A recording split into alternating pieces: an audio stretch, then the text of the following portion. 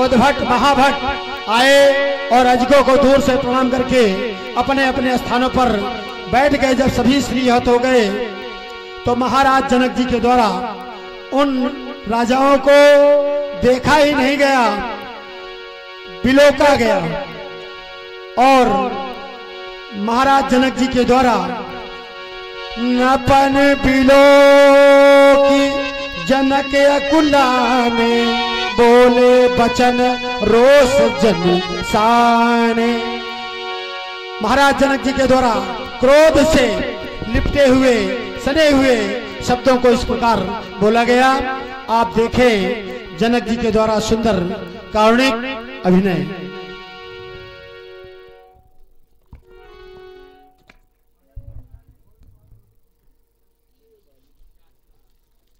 नपन बिलोक तब जनक अकुलाने मैंने क्या बिलोका? आप लोगों का बल, आप लोगों का पराक्रम, आप लोगों का पौरुष जिस समय बंदियों के द्वारा मेरे प्रण की घोषणा की गई, बोले बंदी वचनवर सुनहु शकल महिपाल। सभी राजा सुने, एक दो राजा ना सुने और क्या सुने? प्रण विदेह का कहां हम भुजा उठाई विशाल। आप लोगों के द्वारा सुना गया, लेकिन सुनने के उपरांत आप लोगों ने जो किया, नियम और नैतिकता की पराकाष्ठा को आप लोगों ने तोड़ दिया। अरे मेरा प्रण था कि कोई एक नृपाल आए और आकर के अजगों का खंडन कर दे, लेकिन यहां एक नहीं, दो नहीं, चार नहीं, भूप सहिष 10 एक ही 10,000 राजाओं ने एक साथ मिलकर धनुष उठाने का प्रयास किया। आप लोग बेटी वाले हैं, विचार करें, इन 10,000 राजाओं से आज अजगों का खंडन हो जाता तो मेरी पुत्री क्या किसी मंदिर का प्रसाद है जो आज मैं उसके 10,000 टुकड़े करके आप लोगों में वितरित कर देता? उस क्रोध का कारण है तो यही है। अब आप लोगों से मेरा हाथ जोड़ करके विनम्र निवेदन है, चले जाए मेरी मिथिला से, परित्याग कर दे मेरी मिथिला का। और इतने पर भी यदि मेरी मिथिला का परित्याग नहीं, व्यास जी अंदर बहुत आवाज आ रही है, देखिए माइक से न बुलवाओ, सभी लोग देखिए जनक जी के द्वारा। इतने पर भी मेरी मिथिला का परित्याग नहीं तो आज मैं एक बेटी का पिता हूं, मैं किन्हीं ऐसे शब्दों का प्रयोग कर दूं तो आप लोग मुझको दोष न देना कि महाराज आपने मेरा अपमान कर दिया। इसलिए आप लोगों से हमारा कहना है कि चले जाए मेरी मिथिला से, परित्याग करते मेरी मिथिला का। और इतने पर भी यदि मेरी मिथिला का परित्याग नहीं तो आज मैं कुछ विवश होकर के कहना चाह रहा हूं व्यास जी कि यहाँ श्री हाथ भई। हमने कह दिया कि श्रीहत भाई, तो क्या आप लोगों ने कोई साधारण हार मानी है? वो हार हीरा जा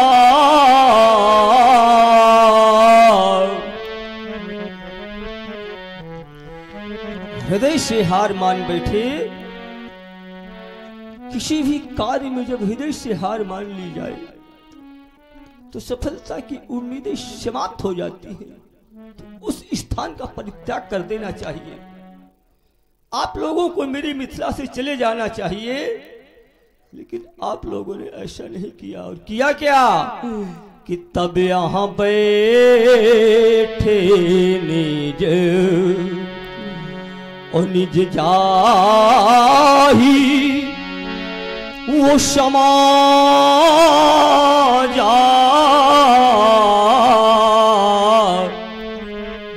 और कब बैठे कि जब श्री हत भई। श्रीहत होने के उपरांत आप लोगों ने मेरी मिथिला का परित्याग नहीं किया। क्या अभी भी आप लोग ये आशा लेकर के बैठे हैं कि महाराज हमको वीरों की संज्ञा दे देंगे, वीरता की उपाधि दे देंगे, वीरता का प्रमाण पत्र दे देंगे? नहीं मेरे मित्रों, मैं किसी भी क्षत्रिय नेपाल को वीरता का प्रमाण पत्र नहीं दे सकता। किसी भी क्षत्रिय नेपाल को वीरों की उपाधि नहीं दे सकता। कह सकता हूं तो यही कह सकता हूं, यही कह सकता हूं कि यह देश देश के राजागण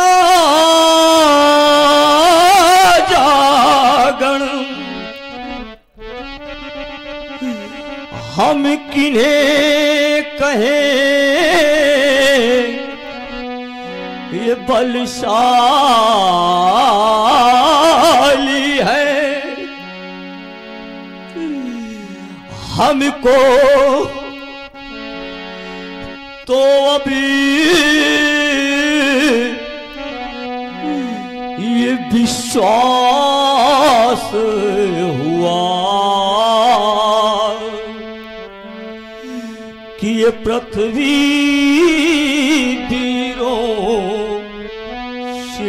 खाली है। आज मुझको विश्वास हो गया कि वीरों की भूमि कही जाने वाली वसुंधरा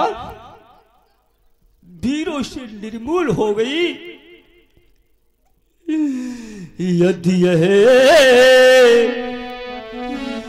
विचार पहले होता, ये प्रण करने के पूर्व मुझको ज्ञात हो गया होता कि पृथ्वी पर कोई वीर नहीं है, तो आज यह योगी विकल होकर के न रोता।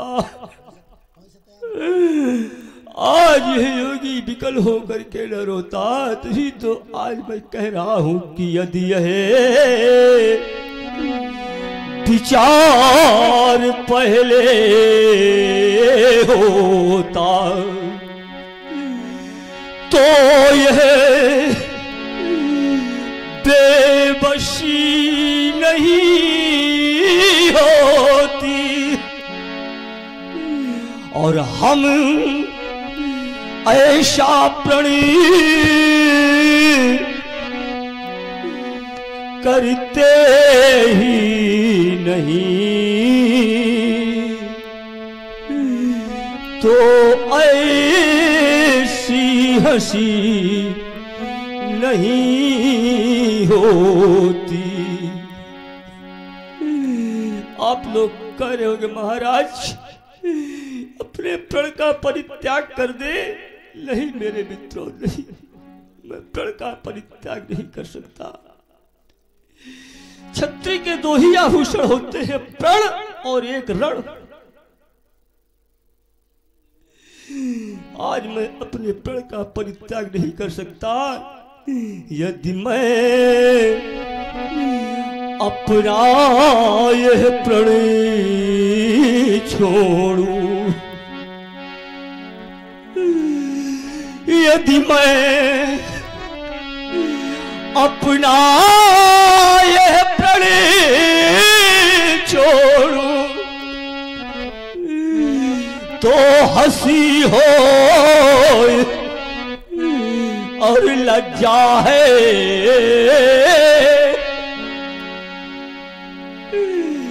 मेरी पुत्री को कुंवारी अब रहना है।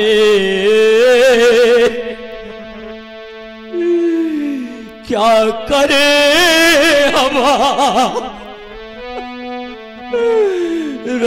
बस क्या है। हमारे आदरणीय दयाराम जी प्रजापति जो कैशियर है इस रामलीला समिति में, उनके द्वारा 10 पुष्पमुद्राएं जनक जी के इस कारुणिक अभिनय पर प्रदान हो रहे हैं। भाई सभी भक्तों को बहुत बहुत धन्यवाद। और देख रहे हैं हमारे आदरणीय परम श्रद्धेय दिलीप सिंह जी गौतम जो सशक्त रामलीला समिति नगुआपुर के अध्यक्ष जी हैं, उनके द्वारा 20 मुद्राएं जनक जी के सुंदर कारुणिक अभिनय पर प्रदान हो रहे हैं। बहुत बहुत धन्यवाद। अरे क्या करे हमारा बस क्या है। मेरी पुत्री को कुंवारी रहना है। अब मेरे बस की बात नहीं है मित्रों। अब तो मेरे बस का बस यही है कि आसरा छोड़ो और प्रस्थान करो। अपनी अपनी आशाओं को छोड़ दो और अपने अपने गृह के लिए प्रस्थान करो। तभी तो मैं कह रहा हूं कि आसरा छोड़ प्रस्थान करो। और वो बड़ी न बनाया दाता ने, और मेरी पुत्री का विवाह अब लिखा ही नहीं विधाता ने। आज मेरी बेटी विधाता की सृष्टि के परे है। आज मेरी बेटी का विवाह नहीं हो पा रहा। शायद आप लोग कह लोगे महाराज इस धनुष के विषय में संसार जानता है। ये गरु है, कठोर है, भगवान शंकर का आयुध है। कार्य इतना बड़ा महाराज और बदले में खटवर्षी बालिका। यह आप लोगों का भ्रम है। यदि यह गरु है, कठोर है, भगवान शंकर का आयुध है, तो क्या मेरी पुत्री कोई साधारण है। पहले सुन ले मेरे लाभ, और यदि अच्छे लग जाए मेरे लाभ तो कर देना मेरे प्रण की पूर्ति। अरे ये बैठी हुई बालिकाएं आप लोगों की आत्मजा है, लेकिन सीता मेरी आत्मजा नहीं, अपितु धरात्मजा है। ये लौकिक जगत की बालिकाएं हैं, लेकिन सीता अलौकिक है। इसलिए सुन ले पहले मेरे लाभ। अरे ये कुंवारी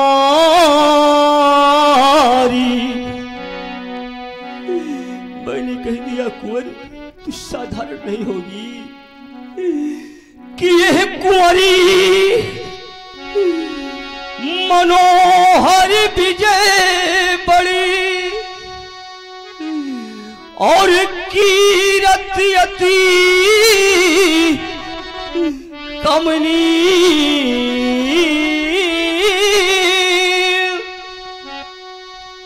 अरे दुर्भाग्य, आप लोगों का कहूं अपनी पुत्री का कि वो पावनी हारी, वो बिरंच जनू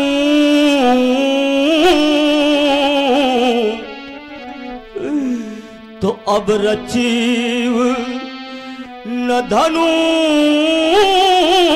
दमनी। पहला लाभ मनोहर कन्या, दूसरा लाभ विजय बड़ी। आप लोग कह रहे होंगे महाराज कौन सी जय देना चाहते हैं, यही तो मैं बतला रहा हूं। यदि आप लोग मेरे इस मिथिला पर दृष्टिपात करेंगे तो पाएंगे मिथिला की नहीं, यदि लोकों पर दृष्टिपात करेंगे तो पाएंगे एक लोक की नहीं, दो लोक की नहीं। तो फिर कह रहे होंगे महाराज कौन सी दया देना चाहते हैं, यही मैं बतला रहा हूं, यही मैं बतला रहा हूं कि यह त्रिभुवन जय। देख लो, ये है तीनों लोगों की जय, अरे यह त्रिभुवन जय। और आदरणीय बजरंगी सिंह जी गौतम, उनके द्वारा भी 21 मुद्राएं जनक जी के सुंदर कर्णिक अभिनय पर प्रदान हुए हैं। भाई आदरणीय को बहुत बहुत साधुवाद, बहुत बहुत धन्यवाद। यह त्रिभुवन जय और समेत ये वैदेही, तो अब भी नहीं विचारी। कोई सोच विचार करने की आवश्यकता नहीं है। करना क्या है, कर दे धनुष का खंडन, और जब आप लोग कर देंगे धनुष का खंडन तो मैं भी कोई विचार नहीं करूंगा। तब भी नहीं विचारी और ये परे हटते ही, क्योंकि त्रिभुवन जय तीनों लोगों की जय के साथ साथ अपनी प्राण प्रिया सीता मैं आप लोगों को समर्पित कर दूंगा। लेकिन आज इस समाज के अंतर्गत मैंने अपने लाभों को बतलाया, लाभों के विषय में बतलाया, लेकिन क्या मेरे द्वारा बताए गए लाभ आप लोगों को अच्छे नहीं लगे? और आदरणीय राकेश सिंह जी भदौरिया, उनके द्वारा भी 21 मुद्राएं जनक जी के सुंदर अभिनय पर प्रदान हुए हैं। बहुत बहुत धन्यवाद।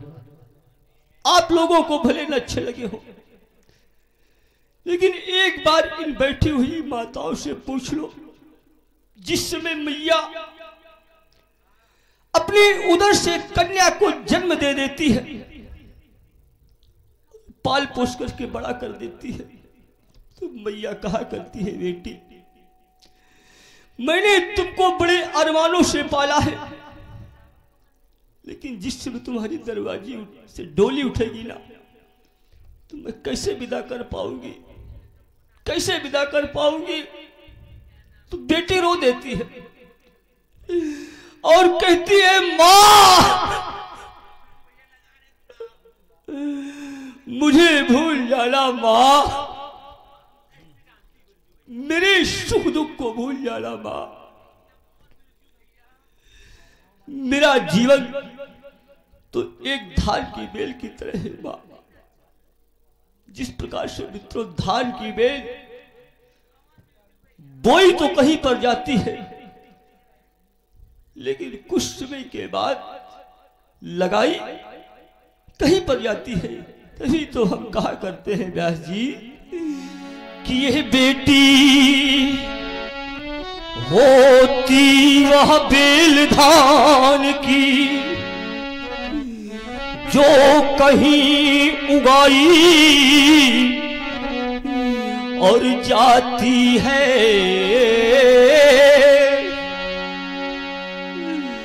पर हर दुर्भाग्य बेटियों का और वही पे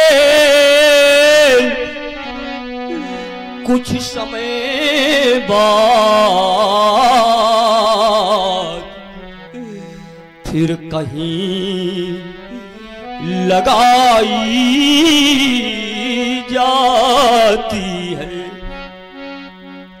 धान की बेल रूपी बेटी बेचारी पाली पोसी कहीं पर जाती है, लेकिन कुछ समय के बाद घर किसी और का बसाती है। प्रत्येक एक मां बेटी के पिता से यही कहा करती है कि अधिक से अधिक धन एकत्रित करके बेटी को ऐसी जगह विदा कर दो जिससे उसका जीवन सुखमय व्यतीत हो, उसको किसी प्रकार का कष्ट न हो। फिर भी क्या पिता के हृदय को शांति मिलती?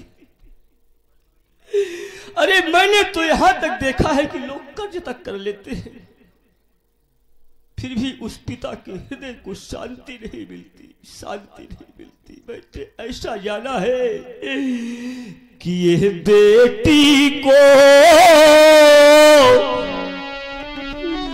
और चाहे सब कुछ दे दो, चाहे जितना धन दे दिया जाए, चाहे जितनी संपत्ति दे दी जाए, फिर भी पिता के हृदय को शांति नहीं मिलती। तभी तो हमारा कहना है कि ये बेटी को चाहे सब कुछ दे दो,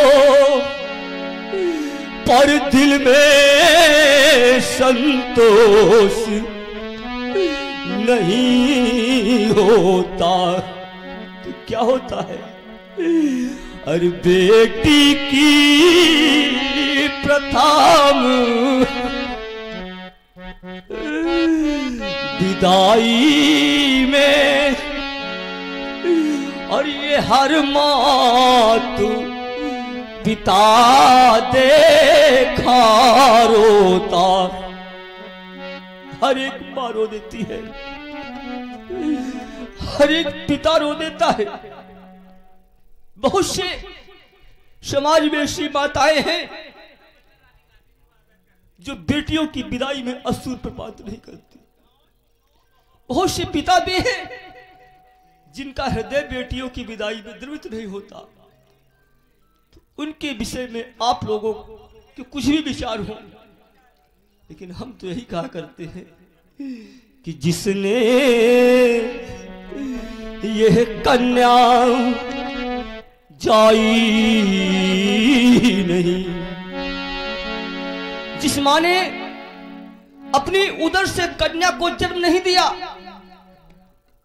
जिस पिता ने अपने हाथों से बेटी का पालन पोषण नहीं किया, वो मां, वो पिता बेटी के सुख और दुख को नहीं जान सकता मित्रों, नहीं जान सकता। तो जिसने यह कन्या जाई नहीं, तो वो कन्या का दुख क्या जाने, और जो पाँव दिवाई फटी नहीं, तो वो पीर परा क्या जाने। जिसके जीवन में कभी कोई कष्ट नहीं आया, वो दूसरे के कष्टों को नहीं जान सकता, नहीं जान सकता। लेकिन मैंने क्या क्या अरमान सजोए थे बेटी, आज हमारे सारे अरमान अधूरे रह गए बेटी। व्यक्ति सोचता कुछ है और हो कुछ और जाता है। मैंने भी सोचा था कि मेरी बेटी की बारात आएगी, हाथ पीले होंगे, मांग में सिंदूर चढ़ेगा बेटी के, लेकिन आज मेरे सारे अरमान अधूरे रह गए बेटी, अधूरे रह गए। और मैंने सोचा था क्या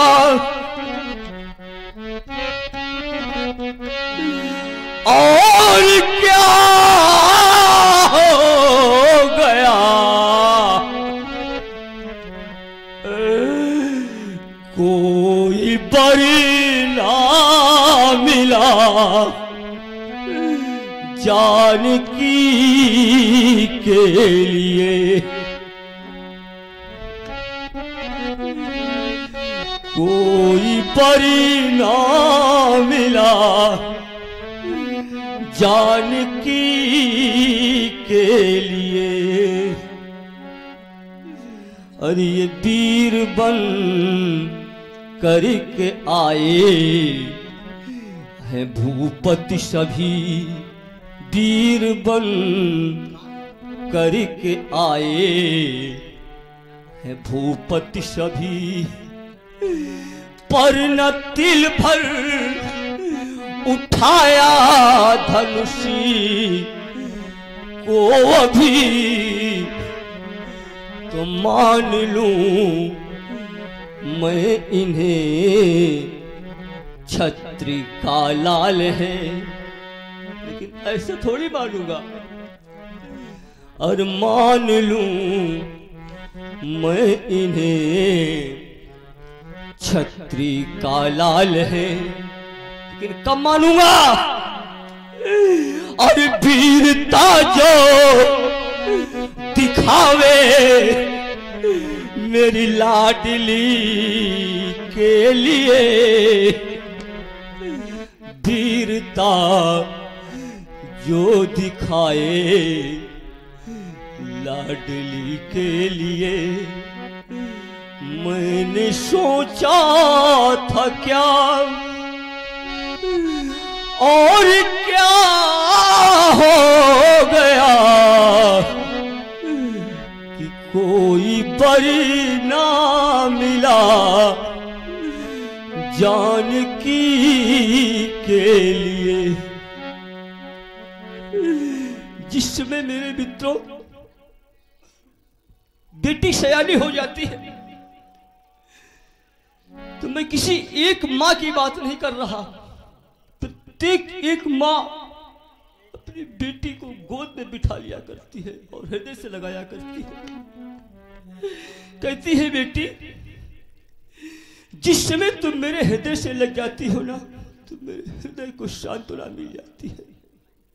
और ये शास्त्र सम्मत बात है व्यास जी, शास्त्र हमारे क्या कहते हैं कि ये है बहुरी बहुरी ये भेटे महतारी, और ये बहुरी बहुरी। यही कहते कहते मैया रो देती है और क्या कहती है बेटी से कि एक दिन ये माँ बेटी से बोली कि तुमको भी माँ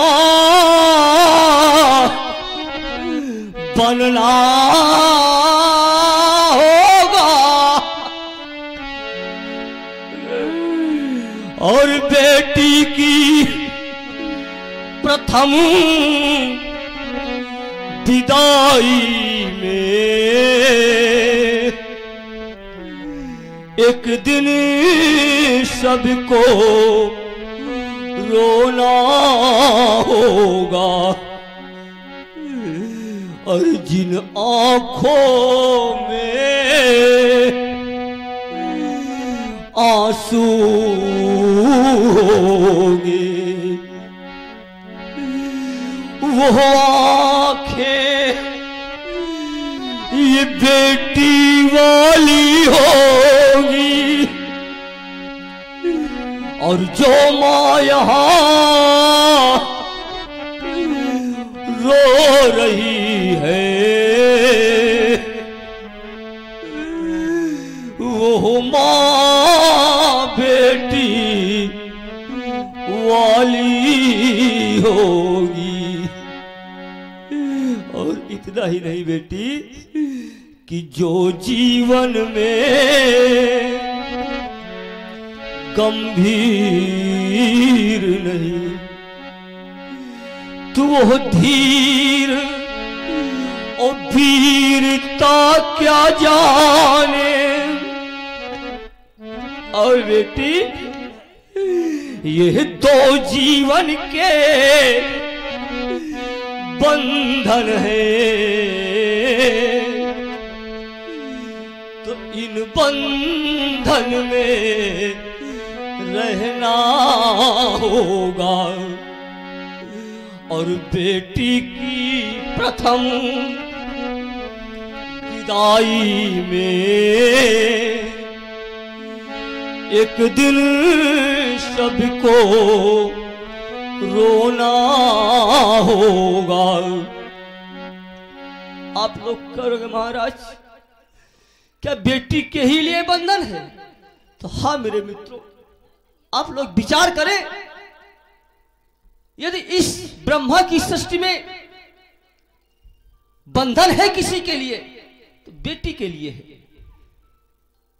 जिस समय बेटी अपने पिता के अधीन रहती है तो प्रत्येक क्षण बेटी यही विचार किया करती है कि मेरे द्वारा कहीं कोई ऐसा कृत्य न हो जाए जिससे मेरे पिता को, मेरे भाई को, मेरे परिवारी जनों को समाज में नीचा देखना पड़े। प्रत्येक क्षण बेटी यही विचार किया करती है। और जिस समय बेटी का पाणी ग्रहण संस्कार हो जाता है तो अपने जीवन का सुख और दुख अपने पद चरणों में समर्पित कर देती है ये बेटी। और यही बेटी जब मां बन जाती है तो मां के स्नेह प्रेम को आप सबने देखा होगा। मां भूखी सो सकती है लेकिन अपने पुत्रों को भूखा नहीं देख सकती। तभी तो आचार्य को कहना पड़ गया व्यास जी कि यह कति विधि सृजी यह नारी जगमाही और पराधीन। यदि कोई पराधीन है तो जन्म से लेकर के मृत्यु तक बेटी ही पराधीन है। और यह पराधीन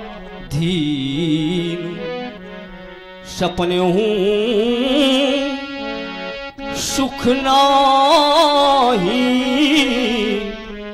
और पराधीन। लेकिन बेटी आज तुमको धैर्य खोलने की आवश्यकता नहीं है बेटी। मेरा विश्वास कहता है बेटी कि आज धनुष का खंडन निश्चित होगा बेटी, निश्चित होगा। इसीलिए आज तुमसे हमारा कहना है बेटी कि बेटी तुम धैर्य अभी मत खोना और अभी तो है शुभ कारज होना। और मैं अपने इन हाथों से बेटी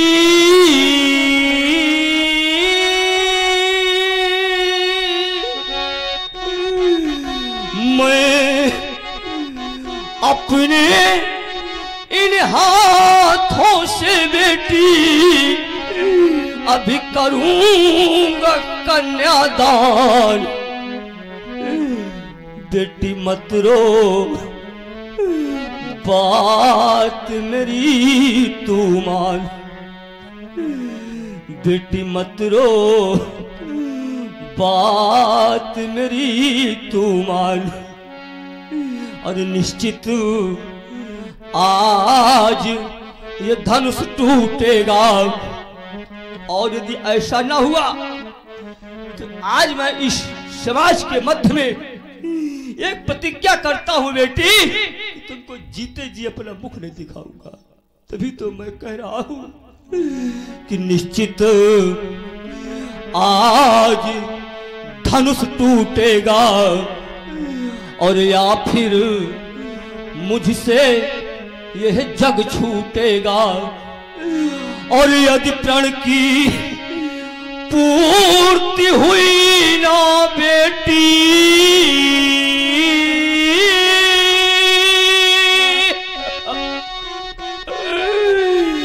यदि प्रण की पूर्ति हुई ना बेटी, तो मैं तज दूं अपने प्राण। सीते मत रो बात मेरी तू मान, सीते मत रो बात मेरी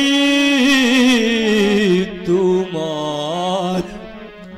बस अब कोई भी क्षत्रिय नेपाल मेरे सामने वीरता माखने का प्रयास न करे। क्यों? क्योंकि मैंने ऐसा जाना है कि अब जन को माखे ये भटमानी कारण ये वीर दीन और ये मही मैं जानी। और कब जानी? जब यह दुर्गति सामने आनी तो वीर विहीन ये मही मैं जानी। और जब वीर विहीन मही मैं जानी, बैठे बैठे क्या कर रहे हो भैया? समाप्त हो गई आपकी मेहमानी। चले जाओ मेरी मिथिला से, परित्याग कर दो मेरी मिथिला का। और इतने पर भी यदि मेरी मिथिला का परित्याग नहीं, एक अंतिम निर्णय, एक अंतिम घोषणा है सभा, यह सभा, यह सभा करा दो बंद। बिगड़ गया इस मिथिलेश की इस रंग अमन का रंग, इस रंग अमन का रंग। जाओ बेटी जाओ, अपनी मैया के पास जाओ बेटी जाओ। जनक बचन सुने